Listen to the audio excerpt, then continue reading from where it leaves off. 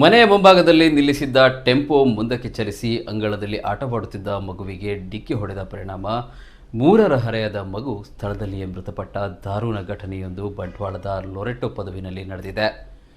ಮೃತ ಮಗುವನ್ನ ಪರಂಗಿಪೇಟೆ ಸಮೀಪದ 10ನೇ ಮೈಲಿಗಲ್ಲು ಉನೈಸಾ ಎಂಬವರ ಪುತ್ರಿ ಆಶಿಕಾ ಎಂದು ಗುರುತಿಸಲಾಗಿದೆ. ಮಗು ಲೊರೆಟೊ ಪದವಿನ ತನ್ನ ಅಜ್ಜಿಯ ಮನೆಯ ಅಂಗಳದಲ್ಲಿ ಆಟವಾಡುತ್ತಿದ್ದ ಸಂದರ್ಭ ಮನೆಯ ಮುಂಭಾಗದಲ್ಲಿ ದುರ್ಘಟನೆ ನಡೆದಿದೆ. ಉನೈಸ್ ಅವರ ಪತ್ನಿಯ ತಾಯಿ ಮನೆ ಲೊರೆಟೊ ಪದವಿನಲ್ಲಿದ್ದು ಮನೆಯ ಹೊರಗೆ ಮಗು ಆಟವಾಡುತ್ತಿತ್ತು.